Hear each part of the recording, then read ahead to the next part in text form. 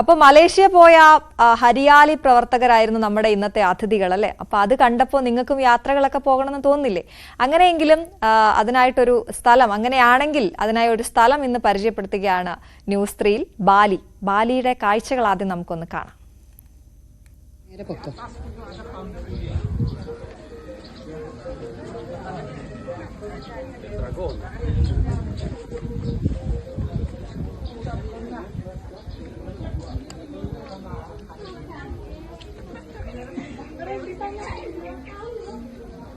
അങ്ങോട്ടൊന്ന് ചൂണ്ടിക്കാണിച്ച കൈയുണ്ട്.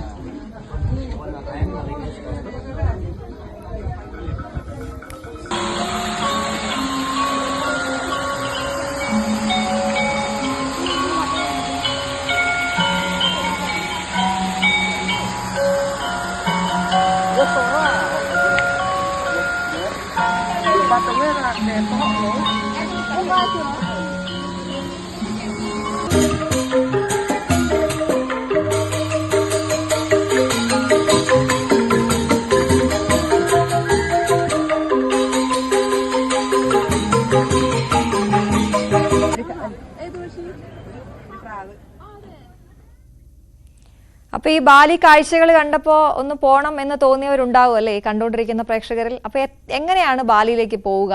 എത്ര ചെലവ് വരും ബാലിയിലേക്ക് പോകാൻ? അവിടെ പോയാൽ എവിടെ താമസിക്കും? ഇതൊക്കെ നമുക്ക് അറിയില്ലല്ലോ. അപ്പൊ ഇതൊക്കെ പറഞ്ഞു തരാൻ സ്ഥിരം യാത്രിക കൂടിയായ രമ്യ എസ് ആനന്ദ് നമുക്കൊപ്പം ചേരുകയാണ്. രമ്യ, ന്യൂസ് 3-യിലേക്ക് സ്വാഗതം. ഞങ്ങളുടെ ഒരുപാട് പ്രേക്ഷകർ ഇപ്പൊ ഈ യാത്രയ്ക്ക് പോകണം, പ്രത്യേകിച്ച് ബാലിയൊക്കെ കണ്ടപ്പോൾ ബാലിയിലേക്കൊന്ന് പോകണമെന്ന് ആഗ്രഹിക്കുന്നവരാണ്. എത്രത്തോളം സൗഹാർദ്ദമാണ് അല്ലെങ്കിൽ എത്രത്തോളം ഭംഗിയാണ് ബാലി താങ്കളുടെ അഭിപ്രായത്തിൽ? ബാലിയിലേക്ക് പോകുന്നത് പോകാത്തവർക്ക് അതൊരു വലിയ നഷ്ടം തന്നെ ആയിരിക്കും അല്ലെ? ഹലോ, കേൾക്കുന്നുണ്ടോ? കേൾക്കാം, പറഞ്ഞോളൂ രമ്യ. ബാലി നമുക്ക് ഏറ്റവും ഇവിടെ നിന്ന് ഇന്ത്യയിൽ നിന്ന് പോയി വരാവുന്ന ഏറ്റവും നല്ല രാജ്യങ്ങളിൽ ഒന്നാണ്. ഇന്തോനേഷ്യയുടെ ഒരു ദ്വീപ സമൂഹത്തിന്റെ ഭാഗമായ ബാലി എന്ന നഗരം. കേരളത്തിന്റെ ഭൂപ്രകൃതിയോട് തികച്ചും സാമ്യമുള്ള ഒരുപാട് കാര്യങ്ങൾ ബാലിയിലുണ്ട്.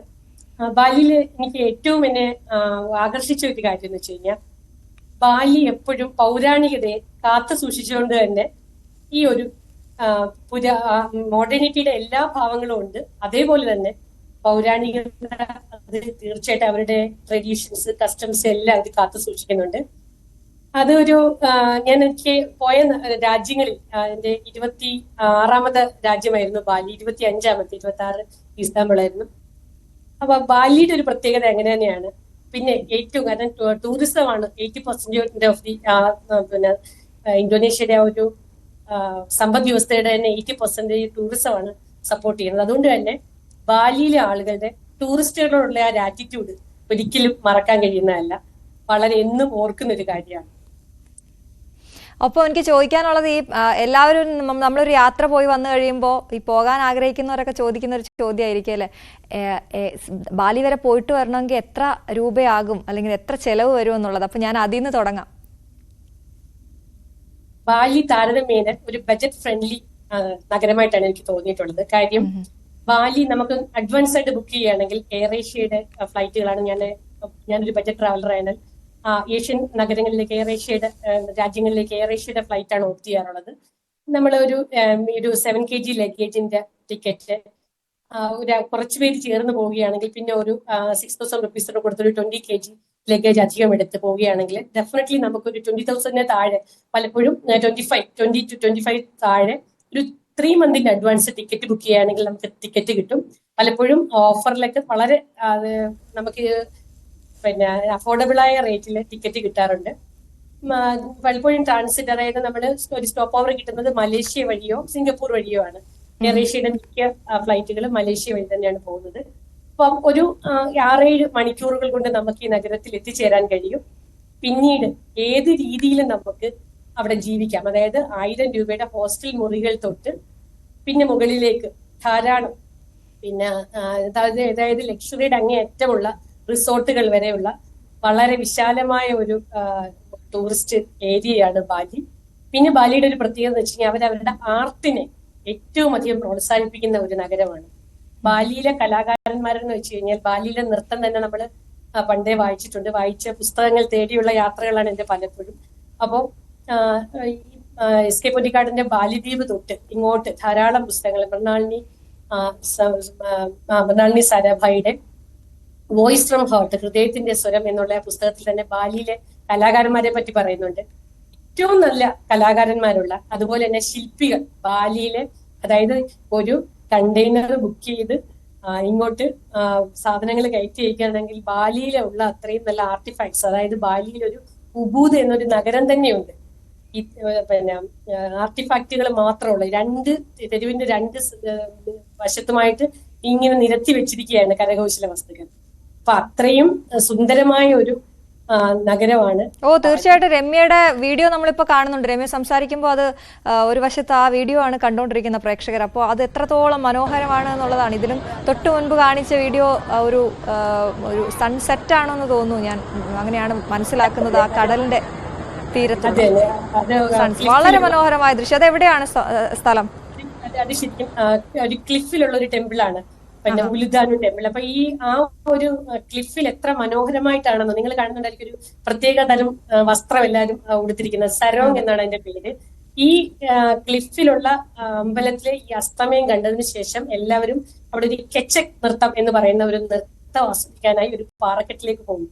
അപ്പൊ ഈ ഒരു കാര്യങ്ങളെല്ലാം തന്നെ ബാലി എത്ര മനോഹരമായിട്ടാണെന്നുള്ളത് ഡിസ്പ്ലേ ചെയ്ത് വെച്ചിരിക്കുന്നത്. അവരുടെ പുരാതന ക്ഷേത്രങ്ങള്, അതിലേക്കുള്ള എൻട്രി, അതിനോടൊപ്പം തന്നെ അവരുടെ ആ ഒരു പൗരാണികതയെ കാത്തു സൂക്ഷിച്ചുകൊണ്ട് തന്നെ അവരുടെ സരവും ഉടുത്തുകൊണ്ട് തന്നെയാണ് നമുക്ക് അവിടെ പ്രവേശനമുള്ളത്.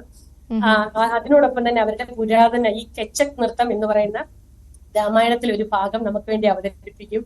ഇതെല്ലാം തന്നെ ഞാൻ പറഞ്ഞില്ലേ, അവരുടെ ആ ഒരു മോഡേണിറ്റിയും ഒരു ഏൻഷ്യൻ കൾച്ചറും കൂടെ സമന്വയിപ്പിച്ചുകൊണ്ടുള്ള ഒരു ടൂറിസമാണ്. കേരളവുമായി സാമ്യമുണ്ടെന്ന് ഞാൻ പറഞ്ഞെന്ന് വെച്ച് കഴിഞ്ഞാൽ അവരുടെ നെൽപ്പാടങ്ങൾ പോലും ഒരു ടൂറിസ്റ്റ് സ്പോട്ടുകളായിട്ടാണ് ഉപയോഗിക്കുന്നത്.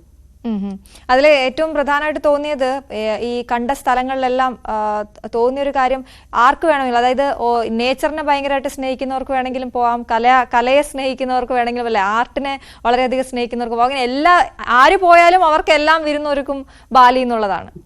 തീർച്ചയായും അത് ബാലി അങ്ങനെ ഞാൻ പറഞ്ഞു വെച്ച് കഴിഞ്ഞാൽ ഏത് രീതിയിൽ അതൊരു ബജറ്റ് ഫ്രണ്ട്ലി ട്രാവലർ തുടങ്ങി ഒരു ക്രോർപതി ആയാലും നമ്മൾ അവിടെ ചെല്ലുമ്പോൾ നമുക്ക് എല്ലാ രീതിയിലും ബാലി ഒരു യാത്രികനെ സന്തോഷിപ്പിക്കുന്ന നഗരമാണ്. നിങ്ങൾ ഒരു ആർട്ട് ലവർ ആണോ, നിങ്ങൾക്ക് ഉബൂദിലേക്ക് പോകാം. നിങ്ങളൊരു ബീച്ച് ലവർ ആണോ, നിങ്ങൾക്ക് കുട്ട ബീച്ചിലേക്ക് പോകാം. നിങ്ങൾക്ക് പർവ്വതങ്ങളാണോ ഇഷ്ടം, നിങ്ങൾക്ക് മൗണ്ട് ബാത്തൂർ, കിന്താമണി ഐലൻഡിൽ പോകാം. ട്രെക്കിംഗ് ഇഷ്ടമെങ്കിൽ നിങ്ങൾക്ക് ട്രെക്കിംഗ് നടത്താൻ പറ്റും. അത് അങ്ങനെ എല്ലാ ഞാൻ പറഞ്ഞല്ലോ, എല്ലാ രീതിയിലും നിങ്ങളൊരു ഫുഡ് ലവർ ആണോ, ബാലിയിലെ സ്ട്രീറ്റ് അതെ, ഞാനത് ചോദിക്കാൻ വരുമായിരുന്നു. രമ്യ വിട്ടുപോയത് കൊണ്ട് ഞാൻ ചോദിക്കാൻ വരുമായിരുന്നു, ബാലിയിലെ ഫുഡിനെ കുറിച്ചൊന്ന് പറയാമോ എന്നുള്ളത്. പ്രത്യേകിച്ച് ഒരു കാര്യം കൂടി ഉള്ളത്, അവിടെ ചെലവ് കുറവാണ് നമ്മളെക്കാൾ എന്നാണ് അല്ലെ? ചെലവ് കുറവ് എന്ന് നമുക്ക് പറയാൻ പറ്റത്തില്ല, കാരണം ഇൻഫ്ലേഷന്റെ ഭാഗമായിട്ട് നമുക്ക് അങ്ങനെ ചെലവ് കുറവ് എന്ന് പറയാൻ പറ്റില്ല. പക്ഷെ ബാലിയിലെ ഒരു നമ്മൾ അവിടെ ചെല്ലുമ്പോൾ തന്നെ നമ്മൾ പെട്ടെന്ന് ശ്രദ്ധിക്കണം, നമ്മൾ പെട്ടെന്ന് പണക്കാരാകും. കാരണം നമ്മുടെ 500 രൂപ നോട്ട് അവിടുത്തെ ഒരു 1 ലക്ഷം റുപ്പയാണല്ലോ അവിടുത്തെ കറൻസി. അപ്പം നമ്മള് അപ്പൊ പെട്ടെന്ന് ആലോചിക്കും, അയ്യോ 500 രൂപ കൊടുത്തപ്പോ 1 ലക്ഷം രൂപയാണ് തിരിച്ചു കിട്ടിയിരിക്കുന്നത്. അപ്പൊ ഈ ഒറ്റ സെക്കൻഡ് കൊണ്ട് തന്നെ ഒരു കാപ്പിക്ക് 2 ലക്ഷം രൂപ എന്ന് കേൾക്കുമ്പോൾ തന്നെ നമുക്ക് ആ ഒരു പെട്ടെന്ന് തന്നെ നമ്മൾ ദരിദ്രനാവുകയും ചെയ്യും. അങ്ങനെയുള്ള ഒരു നഗരമാണ്. അപ്പൊ ഇവിടുന്ന് നമ്മൾ US ഡോളറായിട്ട് മാറ്റിക്കൊണ്ട് പോകുന്നതാണ് എപ്പോഴും സേഫ്. ഇവിടെ നിന്ന് $US കൊടുത്തു കഴിയുമ്പോൾ അവിടെ കുറച്ചുകൂടെ വിനിമയ നിരക്കുണ്ട്. അത് മറ്റൊരു ശ്രദ്ധിക്കേണ്ട പോയിന്റ് ആണ്. ഓൺ അറൈവൽ വിസയാണ്. അവിടെ ഇവിടെ നിന്ന് നമ്മൾ പോകുമ്പോൾ നമുക്ക് വിസയുടെ പ്രൊസീജിയേഴ്സ് കുറവാണ്.